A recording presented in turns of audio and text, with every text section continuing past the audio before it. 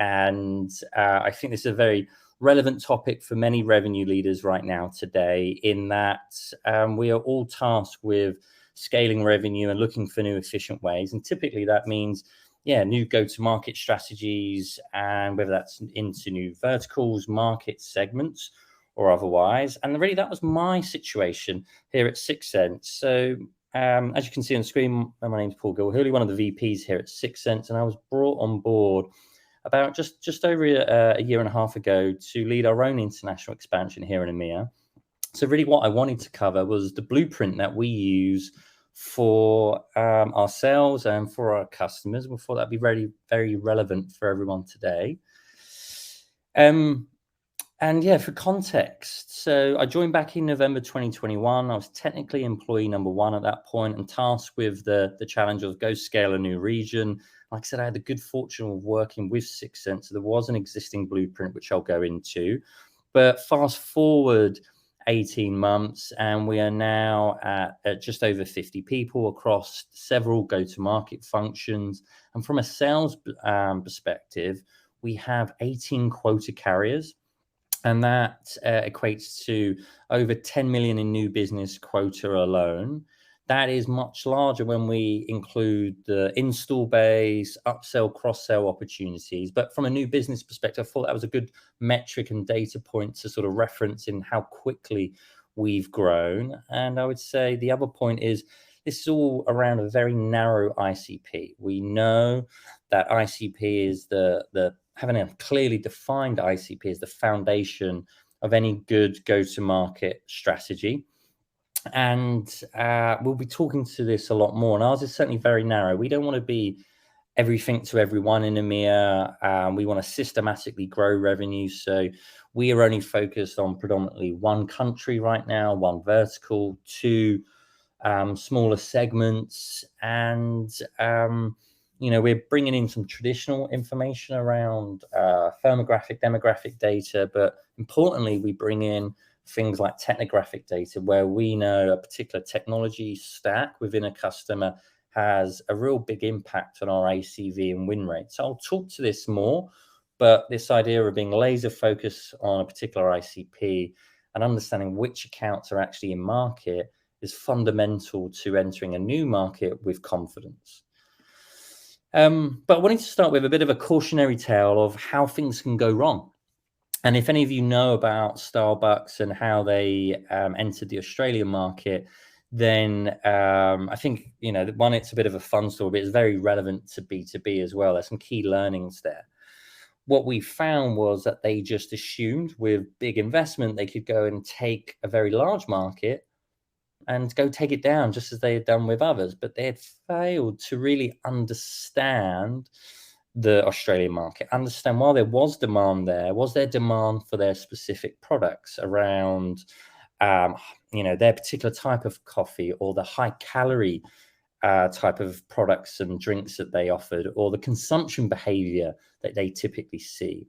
Fundamentally, it wasn't quite there. They have a very different culture to coffee. It's more like the Italian culture, where it's more of a lifestyle and how they interact with coffee shops and so on. And so this mass opening of so many stores didn't resonate and led to just millions and millions of wasted budget. From a B2B perspective, the key learnings is that, yes, you need to follow the data. You need to understand the demand that already exists and how this relates to the products and services that you provide. You need a clear way on how you identify the right accounts that will yield the best results. And absolutely, you always have to test before you invest at any scale. Okay.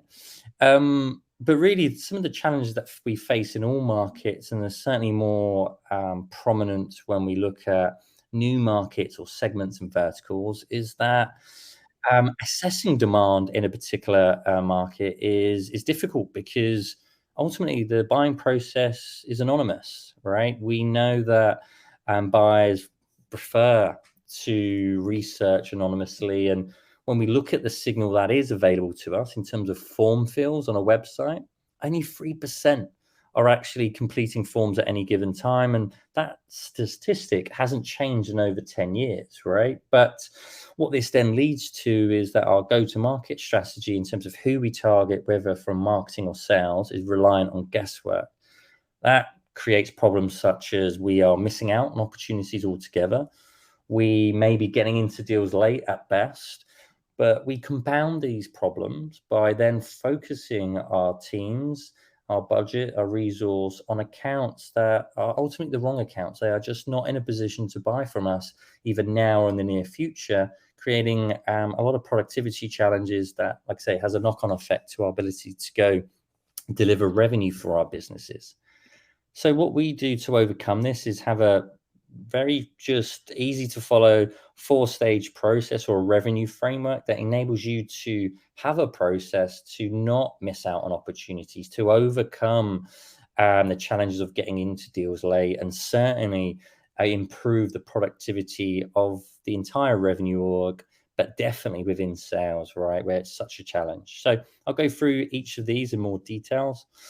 When we talk about selecting the best accounts, and certainly when we're talking about that in the lens of entering a new market, we need to understand, well, which accounts are going to yield the best results.